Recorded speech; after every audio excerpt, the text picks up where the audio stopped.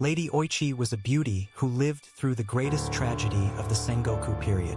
We delve into the truth of her extraordinary fate, manipulated by the political schemes of her elder brother, Oda Nobunaga. She lost beloved husbands in 2 political marriages, choosing a spectacular end by taking her own life the second time.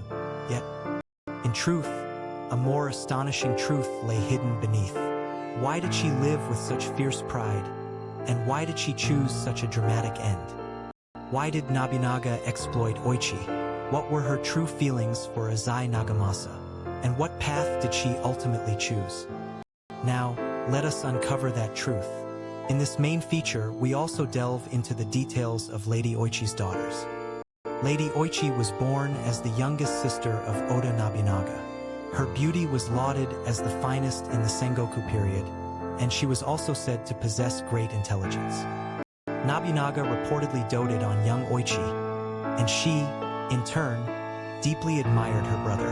However, blood ties can sometimes become the most ruthless tools of politics.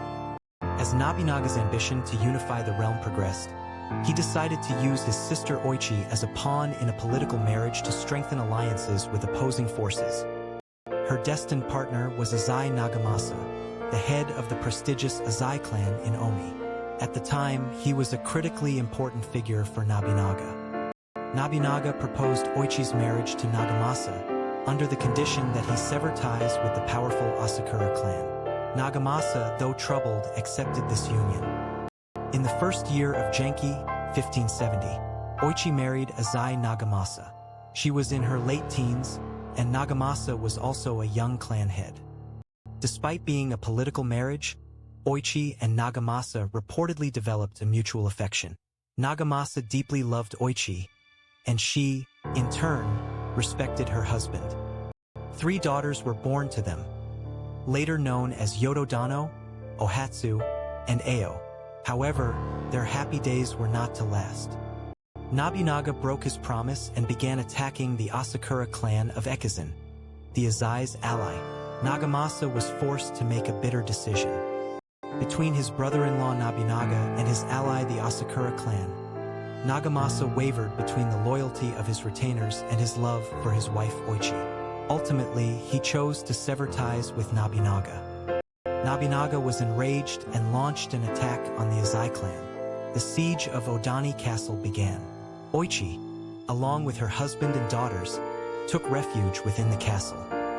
Nobunaga laid siege and began a starvation tactic. Famine and disease spread throughout the castle, creating a desperate situation. Nobunaga sent word to Nagamasa, urging him to let Oichi and their daughters escape the castle. It was Nobunaga's way of showing affection, seeking to save his blood sister. Nagamasa urged Oichi to escape, but she refused, determined to die with her husband.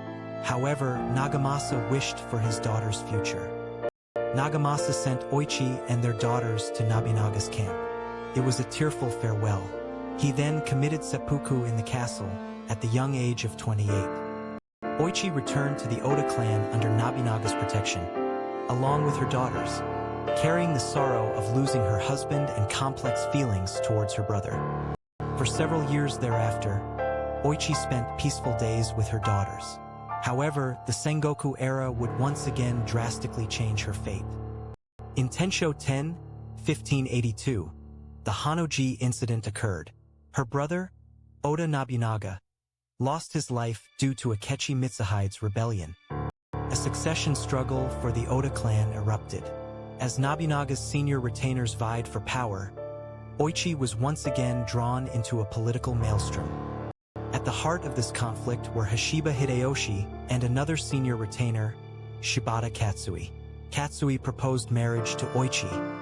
Katsuie was a long-standing retainer of Nobunaga and was said to deeply admire Oichi. He valued Nobunaga's lineage and sought to strengthen his influence within the Oda clan by marrying Oichi. Oichi accepted Katsuie's proposal. This may have been Oichi's own resolve to protect the Oda clan even after Nobunaga's death. In late Tensho 10, 1582, Oichi remarried Shibata Katsuie and moved to Kitanosho Castle in Ekizan. Katsuie reportedly cherished Oichi from the bottom of his heart. Her daughters also came to live with them, and once again, peaceful days seemed to have returned. However, the conflict between Hideyoshi and Katsuie only deepened. Katsuie, having lost the succession struggle at the Kyosu conference, decided to engage in an all-out confrontation with Hideyoshi. In Tensho 11, 1583, the Battle of Shizugatake erupted. Katsuie's Shibata army suffered a crushing defeat against Hideyoshi's forces. Katsuie retreated to Kitanosho Castle. Surrounded by Hideyoshi's army, he realized it was the end. Oichi, too, was holed up in the castle with Katsuie. Hideyoshi sent envoys urging surrender, intending to save Oichi and her daughters, just as he had done during the fall of the Azai clan. Katsuie tried to get Oichi and her daughters to escape the castle. Oichi, too, accepted the offer to protect her daughters' lives. After sending her daughters away, Oichi once again chose to die with her husband. In 2 marriages, she made the same decision. On April 24th, Tensho 11, Shibata Katsuie committed seppuku at Kitanosho Castle. Lady Oichi also took her own life, following her husband, at the age of 37. Nobunaga used Oichi for political gain, but it was a result of his attempt to maximize the power inherent in her lineage. Her marriage to Azai Nagamasa was a rare instance where true affection blossomed despite being a political union.